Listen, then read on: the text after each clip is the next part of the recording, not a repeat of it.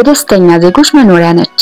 ያውም ደግሞ ዓለም የመሰከረላቸው ላለፉት 7 ተከታታይ ዓመታት የዓለማችን ደስተኛ ህዝቦች የሚል ማዕረግ ተሰጥቷቸዋል። ለነገሩ ምን ሆነን ብለው ይከፋሉ። እኛን ለምቦጭ እያስጣሉ በር ቆልፈን የምናለቅስባቸው ችግሮች እነሱ ጋር የሉም። የብሔር ፖለቲካ፣ የእርስ በርስ ግጭት፣ ገቢ ከወጪ ጋር ያለማመጣጠን የተጋነነ የኑሮ ውድነት፣ ከሁሉም በላይ ግን ህይወትን ለማሻሻል አንዳንዱ የበረሃና የባህር ሲሳይ የሚሆን ወጣትም ሆነ ዜጋም ትውልድም የላቸውም። የኑሮ ጥራታቸው ያስቀናል። የዜጎቹን አእምሯዊና አካላዊ ጤንነት ማስጠበቅ መንግስት በንቃት ከሚከታተላቸው አጀንዳዎች ቀዳሚና ዋነኛው ነው። በዚች ሀገር ውስጥ ትምህርት ነፃ ነው። የሚያስገርመው ግን የትምህርት ቁሳቁሶች፣ የምግብ፣ የሕክምናና የትራንስፖርት አገልግሎትንም ይጨምራል። አንዳንድ ትምህርት ቤቶች የሳውና ዋዝ አገልግሎት ለተማሪዎቻቸው ያቀርባሉ።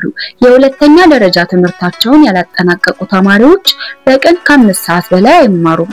የህይወት ክህሎት ፈጠራ የተማሪዎችን ፍላጎት ማዳበርና ሳይንስና ሂሳብ በጨዋታ መልክ የሚሰጣቸው የትምህርት ክፍለ ጊዜዎች ናቸው። ሁሉም አስተማሪዎች የማስተርስ ዲግሪ ያላቸው ሳይኮሎጂን ያጠኑ በመሆናቸው አገሪቱን ከፍተኛ የሆነ የትምህርት ጥራት፣ ስኬታማ የሆነ የመማር ማስተማር ሂደቱን ከሚከተሉ ሀገራት ከቀዳሚዎቹ ያደርጋታል።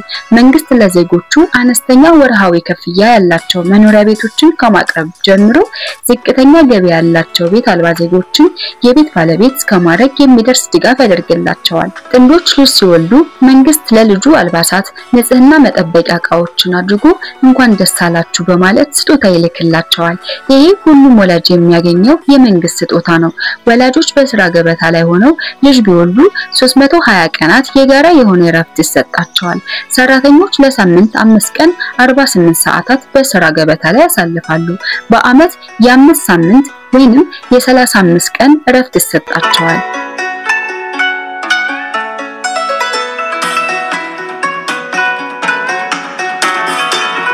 የኖኪያ ሀገር ነች። የሳውና ዋዝ ፈጣሪ፣ ዝቅተኛ ወንጀል ድርጊት የሚፈጸምባት፣ የበዛ ሰላምና እኩልነት የሰፈነባት፣ የተትረፈረፈ ውብ ተፈጥሮ፣ አስደናቂ የፈጣሪ ተአምር የሚታይባት ምድር ነች።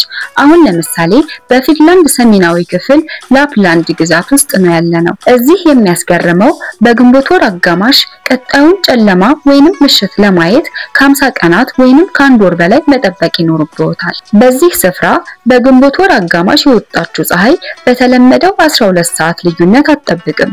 አንዴ የወጣችው ፀሐይ ተመልሳ እስክትጠልቅ ቢያንስ የአንድ ወር ጊዜ ትፈጃለች።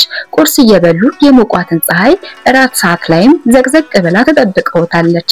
ከሌሊቱ 6፣ 8፣ 10 ሰዓታት አለፉ። የናፈቁትን ጨለማ ሳይመጣ ፀሐይዋም ሳትጠልቅ ከንጋቱ 12 ሰዓት ይደርሳል። ቀጣዩን ቀን ጀምሮ ማለት ነው።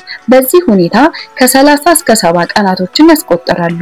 እንደ ኢትዮጵያ ባሉ የተመጣጠነ የቀንና የምሽት ወቅት ካላቸው ሀገራት የመጡ ከሆነ ሊያደናግሩት እንቅልፍም እምቢ ሊሉት ይችላል።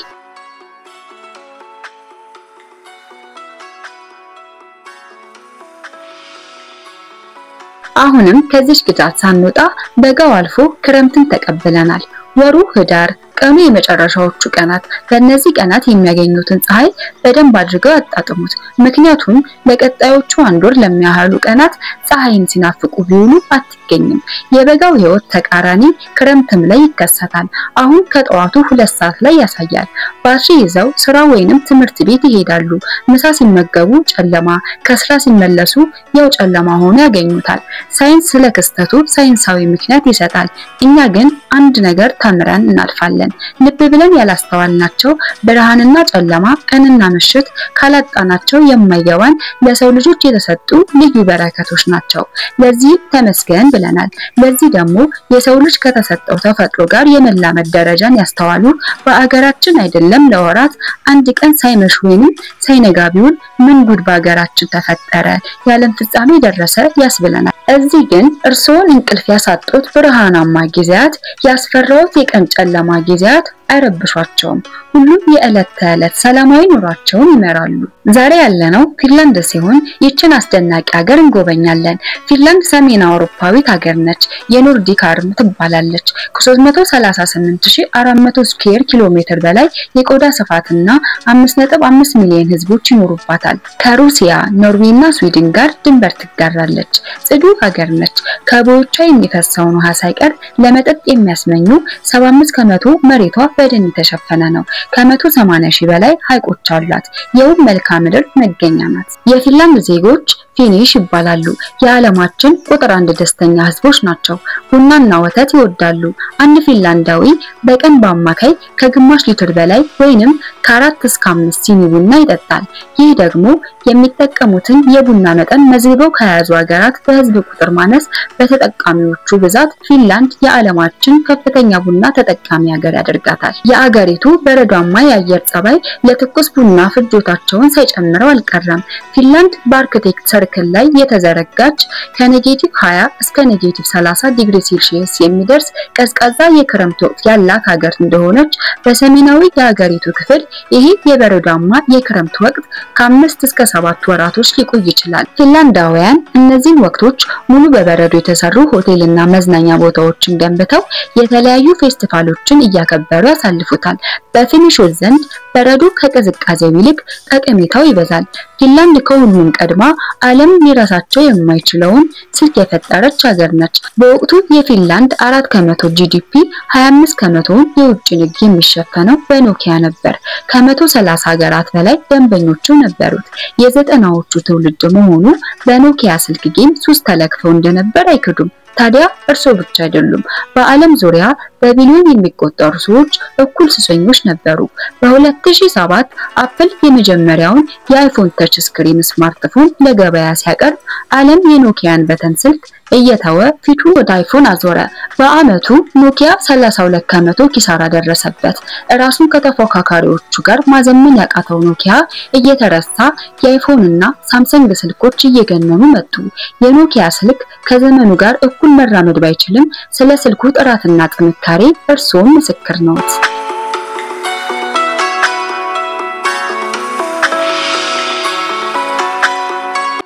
በአገራችን ሳውና ዋዝ በኢኮኖሚ ደረጃ ከፍ ያሉ የማህበረሰብ ክፍሎች የሚዝናኑበት መዝናኛ እንደሆነ ነው የምናውቀው። ፊንላንድ ውስጥ ግን ሁሉም ሊኖረው የሚገባ መሰረታዊ ነገር እንጂ ቅንጦት አይደለም ይላሉ። ሄልሲንኪ የፊንላንድ ዋናዋም ትልቋም ከተማ ናት። ከ600 ሺህ በላይ ህዝቦች ይኖሩባታል። ከ300 በላይ ደሴቶች የከበቧት በባህር ዳርቻ ውበት በፓርኮቿና በአረንጓዴነቷ የምትታወቅ ከተማ ነች። በህንጻዎቿ ጥበብ፣ በከተማዋ አቀማመጥ ውበት፣ በመሰረተ ልማቷ ጥራትና ተደራሽነት የፈጠራ ዘመናዊነት የታሪክና የአርት ከተማ በመሆኗ በ2012 የዓለም የዲዛይን ማዕከል የሚል ማዕረግን አግኝታለች። ፊንላንዳውያን ህይወትንና ስራን ማመጣጠን ይችሉበታል። በፊኒሾች ዘንድ በስራው ስኬታማ ለመሆን ስራ ለማብዛትም ትልቅ መፍትሄ ነው። ቅዳሜና እሁድ የተከበሩ ከቤተሰብ ጋር የሚዝናኑበት ፈታ የሚሉበት ቀኖች ናቸው። ፊንላንዶች ቢዚ መሆንን አይወዱም። አብዛኛውን ጊዜ ለተጨማሪ ገቢ በሚል በኦቨርታይም መዳከርን የሚጣሉ በስራ ሰዓት ውጤታማነት ላይ የሚያተኮሩ ህዝቦች ናቸው። ከፍተኛ ጥራት ያለው ኑሮ ይኖራሉ። አገራቸው ለመኖር ምቹ የሆነች ዝቅተኛ ወንጀል ብቻ የሚፈጸምባት ደህንነቷ የተረጋገጠ ሀገር ነች። በዛው ልክ ግን ዜጎቿ ጥብቅ የግላዊነት አጥር አላቸው። በተለይ የውጭ ዜጋ ከሆኑ በቀላሉ ጓደኛ ማፍራት ልባቸውን ማግኘት ያስቸግራል። የቋንቋና የኑሮ ውድነት በአገሪቱ የሚኖሩ የውጭ ዜጎች የሚያነሷቸው ችግሮች ናቸው። የፊንላንድ ዜጎች ቋንቋቸውን ፊኒሽ ይባላል። እንግሊዘኛንም በስፋት ይናገራሉ። በተለይ በከተማ አካባቢዎች የሚኖሩና ወጣቶች እንግሊዘኛን አቀላጥፎ መናገር ይችላሉ። ፊንላንድ 700 ለሚጠጉ ዓመታት በስዊድን ከ100 ለሚበልጡ ዓመታት ደግሞ በራሺያ ቅኝ ግዛት ተገዝታለች። ቱርኩ የፊንላንድ ጥንታዊ ከተማ ነች።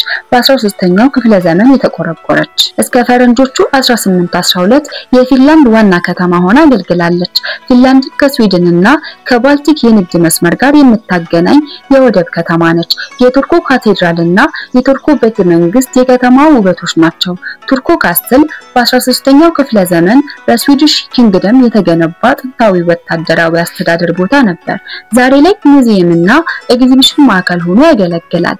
ፊንላንድ የዓለማችን 7ኛዋ የጣውላና ወረቀት አምራች ሀገር ነች። የደን ሀብቷ ለአገሪቱ 20% የውጭ ገቢ ያመጣል። ፊንላንድ ከኢንዱስትሪ ማሽነሪዎች እስከ ኤሌክትሮኒክስ መርከብ እስከ መኪና እያመረተች ለዓለም ገበያና ደንበኞች ለሆናት የመኪና አምራች ድርጅቶች ታቀርባለች። ፊንላንድ ውስጥ የአንድ ልጅ የመጀመሪያ ትምህርት መጀመሪያ እድሜ 6 ዓመት ነው። ትምህርት በፊንላንድ አስጨናቂ ሳይሆን ልጆች ከተፈጥሮ የሚያገኙት ዕውቀት ነው። እንደ ሌሎቹ ሀገራት አንድ ክፍል ውስጥ ተሰብስበው አይውሉም። ፈተና፣ አሳይመንትና የክፍል ደረጃ የሚባል ውድድር ውስጥም አይገቡም። ተማሪዎች እየተጫወቱ በከፍተኛ የትምህርት ጥራት በስኬታማ የመማር ማስተማር ሂደት ይማራሉ። አስተማሪዎች ግን የግድ የማስተርስ ዲግሪ ቢኖራቸው ግድ ይላል። ተማሪዎች ችግር ፈቺ መሆንንና አርቆ ማሰብን ይማራሉ። በቀን በትምህርት ቤት የሚኖራቸው ቆይታም ከሌሎቹ አገራት ጋር ሲነጻጸር በብዙ ያነሰ ነው። የፊንላንድ ተማሪዎች በዓለም አቀፍ ደረጃ በንባብ ማትስና ሳይንስ ዕውቀት ቀዳሚዎቹ ናቸው።